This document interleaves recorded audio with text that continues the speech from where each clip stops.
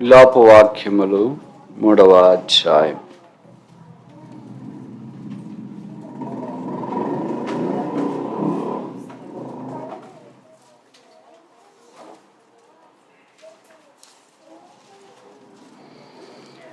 Page number పాత నిబంధనలో 683 683.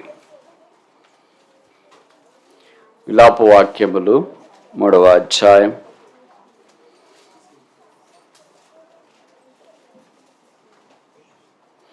ఇరవై 23, 24 మనం కలిసి చదువుదాం.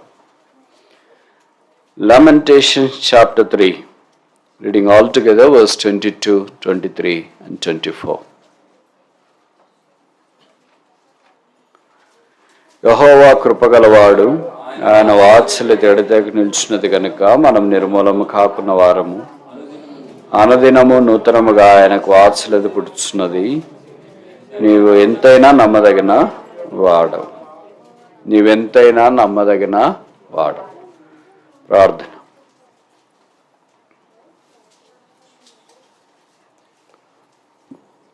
మోకరించగలిగిన వాళ్ళు మోకరించండి.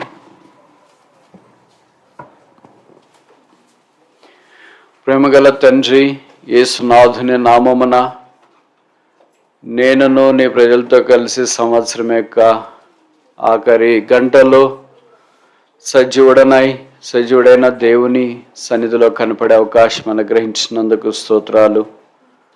నన్ను ప్రేమించి నా కొరకై మానవుడికి భూమి మీద ఉద్భవించి నా పాపములన్నింటినీ సిలువలో మోసుకుని రక్తము కార్చి చనిపోయి సమాధి చేయబడి తిరిగి లేచి పరలోక స్థలంలో మహామహుని కుడిపార్శ్వం ఆసనుడైనందుకు స్తోత్రాలు. నాకు రక్షణ అనుగ్రహించి రక్షణలో ఎదుగునట్లు సంఘము, సహవాసము, పరిశుద్ధాత్మ దేవుడు, వాక్యము, ఉపదేశము, ఎన్నో ఆత్మీయమైన వస్తువులు కలిగించినారు. ఈ రూపంలోనికి రావాలని. ఇంత విషాదకరమైన సంగతి నా జీవితంలో నేను అలాగ లేకుండా తిరుగుబాటు చేసిన వాని వలె జీవించాను. నీకు దూరంగా పారిపోయాను. దుర్వ్యాపారం వలన పాడు చేసుకున్నాను. ఇచ్చిన వనరులన్నీ వ్యర్థపరుచుకున్నాను. సమయము, డబ్బు, అవకాశాలు చెప్పలేనన్ని దుర్వినియోగం అయిపోయినాయి. అయ్యో, నేను పాపిని. నా పాప శిక్ష మీరు మాత్రమే మోసుకున్నారు. నా పాపాలు మీరు మాత్రమే క్షమించగలరు. నా పవిత్రత మీరు మాత్రమే తీసివేయగలరు.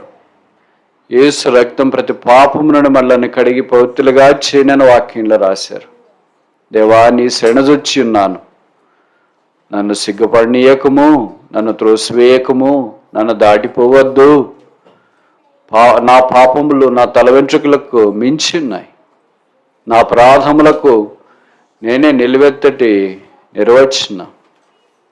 నేను పడిపోయిన దుస్థితికి, పరాకాష్ఠకు సామెత, నింద అవమానానికి హేతువు నాలాంటి పాపి పరిశుద్ధుల్లో ఎవడనూ లేడు.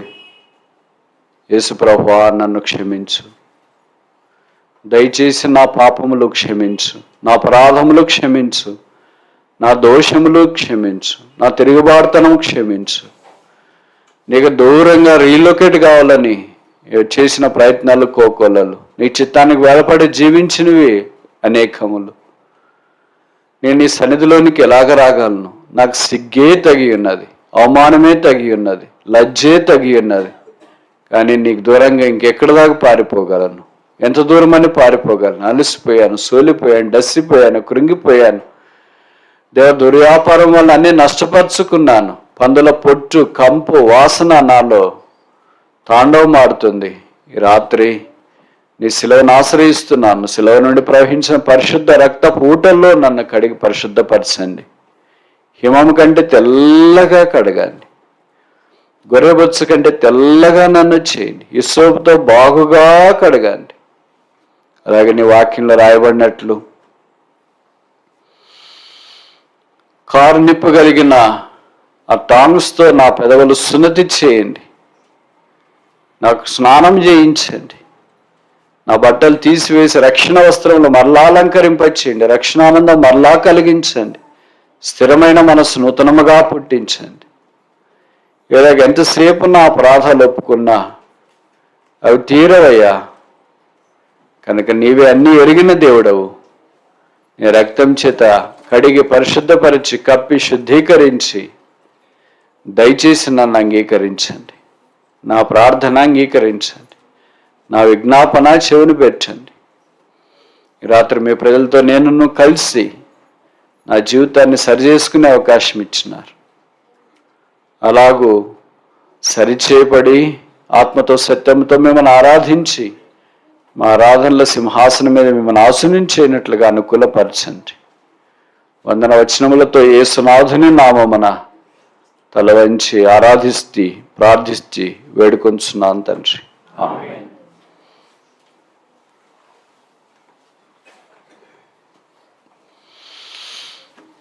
విలాప వాక్యములో దేవుని యొక్క మంచితనాన్ని గురించి పరిశుద్ధాత్మ దేవుడు అనేక సంగతులు గ్రంథస్థం చేసినాడు. దాంట్లో కొన్ని మనము నమ్మదగిన వారము. Although we are not faithful but he has been faithful unto us. Although we are not good but he has been good to us. Although we are no wise but he has been wise unto us. Although we are not acceptable but he has accepted us. మనం అన్ని విషయాలలో ఆయనకు దూరంగా వెళ్ళినా ఆయన మనకు అన్ని విషయాల్లో దగ్గరికి వచ్చి నమ్మకస్తుడిగా నమ్మదగిన వాడుగా ఉన్నాడు. కనుక he is faithful. We are not. ఆయన నమ్మదగిన దేవుడు కనుకనే ఈ దినాన మనం సజీలమై ఉన్నాం. గోతిలోకి పోకుండా ఆయన మందిరంలో కనిపించే అవకాశం మనకు దేవుడు ఇచ్చినాడు. యెహోవానైనా నేను మార్పు లేని వాడను కనుక యాకోబు సంతతైన మీరు లయము కాలేదు. Is the unchangeable God. మార్పు చెందని దేవుడు. ఇక ఆయన నమ్మదగిన వాడు. దాదాపు 5 విషయాల్లో బైబిల్లో ఆయన ఎలాగ నమ్మదగిన వాడో ప్రస్తావించబడింది. ఒక 3 జ్ఞాపకం చేసి మనం ఆరాధనలో 12లోకి వెళ్ళటానికి ప్రయత్నం చేస్తాం. మొదటిది 1 John chapter 1 verse 9. యోహాను రాసిన మొదటి పత్రిక 1వ అధ్యాయం 9వ వచనం. 1 John chapter 1 verse 9. యోహాను రాసిన మొదటి పత్రిక 1వ అధ్యాయం 9వ వచనం. మన పాపములను మనం ఒప్పుకున్న ఎడల ఆయన నమ్మదగిన వాడును నీతివంతుడును గనక ఆయన మన పాపములను క్షమించి సమస్త దుర్నీతి నుండి మనము ఈ మాట ఆలకించినారా? ఇది యేసుప్రభు రొమ్మను ఆనుకొని యోహాను ద్వారా పరిశుద్ధాత్మ దేవుడు రాయించిన వాక్యం. ఈ వాక్యంలో తను కలుపుకున్నాడు మనము అని ఇంక్లూజివ్ స్టేట్మెంట్. నేను మామూలుగా 2 చెప్తుంటా కదా, inclusive statement, exclusive statement. Inclusive అంటే వాళ్ళని కలుపుకున్నారు. వాళ్ళు కలుపుకోవాల్సిన అవసరం కూడా లేదు. మనమైతే ఎక్స్క్లూడ్ చేసుకుంటాం, వాళ్ళైతే ఇంక్లూడ్ చేసుకున్నారు. మన పాపములు మనలను క్షమించుటకు, మనలను అంగీకరించుటకు యేసుప్రభు రొమ్మను ఉన్నుకునే ఆ రొమ్మను ఆనుకుని ఉన్న వానికే క్షమాపణ అవసరమైతే మన సంగతి ఏంటి? కొత్త నిబంధనలు 5 పత్రికలు లేదా 5 పుస్తకాలు రాసిన వానికి యేసు రక్తం అవసరమైతే రాసిన పుస్తకాలు చదువుకోవటానికి బద్ధకమైన మన సంగతి ఏంటి? పద్మాస్ ద్వీపంలో క్రీస్తు కొరకు పరవాసిగా ఉండి పరలోకం తెరవబడినప్పుడు సంగతులన్నింటినీ చూచి 22 అధ్యాయాల ప్రకటన గ్రంథంలో గ్రంథస్థం చేసిన వానికే యేసుప్రభు రక్తం అవసరమైతే ప్రకటన గ్రంథం అంటే అలుగుడుగా తెలియని మన సంగతి ఏంటి? ఇలాగ చెప్తూ పోతే వాళ్ళెక్కడ మనమెక్కడ, వాళ్ళ పేరు కూడా ఉచ్చరించడానికి వీలు కాదు. అలాంటి గొప్ప భక్తులు దేవుడు నమ్మదగిన వాడని గుర్తించినారు. మొదటిది ఆయన మన పాపాలు క్షమించుటలో నమ్మకమైన వాడు. Is faithful in forgiving our sins. మన పాపాలు ఒప్పుకోవడంలో మనం సరైన వాళ్ళం కాదు కానీ, బట్ ఆయన మన పాపాలు క్షమించుటలో సరైన వాడు. A true confessor can be a true conqueror. ఇంకోసారి చెప్పనా? A true confessor can be a true conqueror. తన నిజస్థితిని ఒప్పుకోగలిగిన వాడే నిజమైన విషయాన్ని అనుభవించగలడు. A classic example from the Old Testament is David. దావీదు దేవుని సన్నిధిలోకి వచ్చినప్పుడు నేను దీనుడను. దావీదు లాంటి వాడు దీనుడు అంటే మనమేమనాలా? మనకి డిక్షనరీలో పదం కూడా ఉండదు. దావీదు లాంటి వాడు నన్ను దాటిపోవద్దు, నీ సెడదొచ్చున్నానంటే మనమేమనాలా? కనుక దేవుడు వారిని అంత బలంగా వాడుకోవటానికి హేతువులు చాలా ఉండొచ్చు. దాంట్లో హేతువు ఏంటంటే they are true to their confession to the core.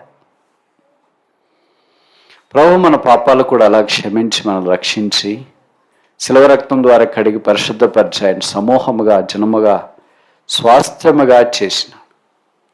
అందుకే మనము ఆయన ఆరాధించుట కొరకై చేరవచ్చిన. రెండవది, మొదటి అధ్యాయం కొరింథీయులకు రాసిన మొదటి పత్రిక 9వ వచనం. 1 Corinthians chapter 1 verse 9. కొరింథీయులకు రాసిన మొదటి పత్రిక మొదటి అధ్యాయము 9వ వచనం.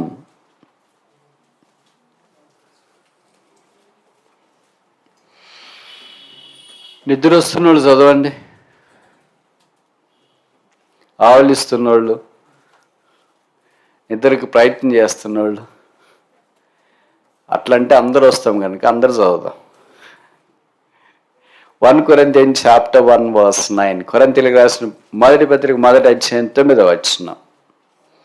మన ప్రభు అయిన యేసుక్రీస్తు తన కుమారుని సహవాసం మిమ్మల్ని నమ్మదగినవాడు అనే మాటను గురించి ఆలోచించడానికి ఆరంభించినాం. Number 1 is faithful in forgiving.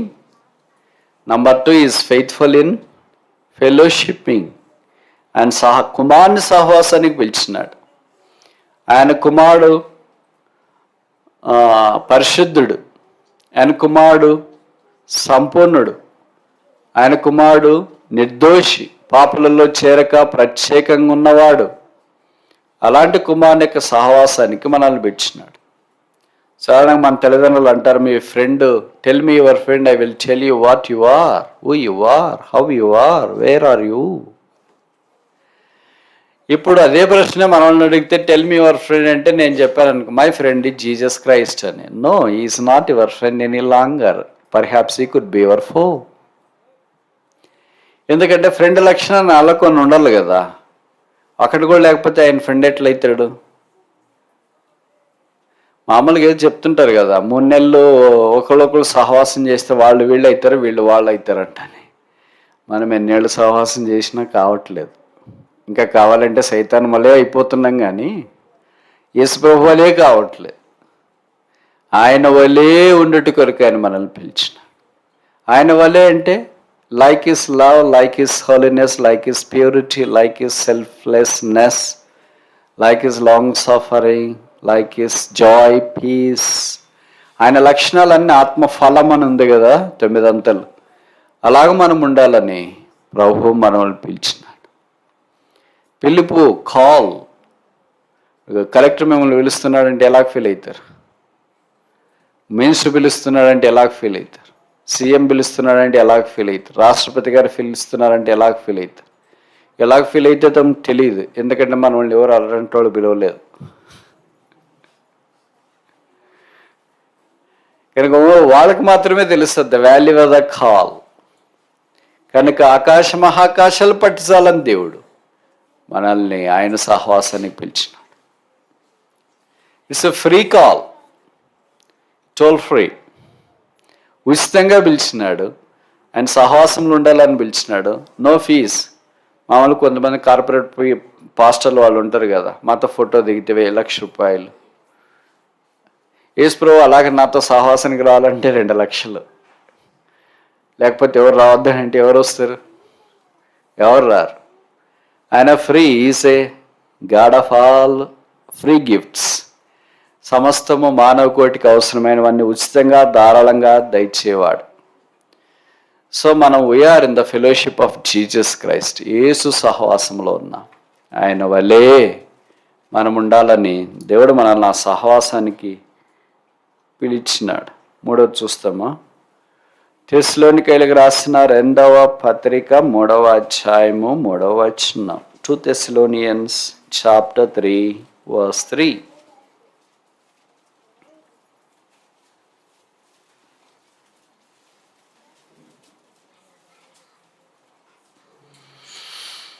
అయితే ప్రభువు నమ్మదగిన వాడు. అందరు కలిసి చదువుదాము.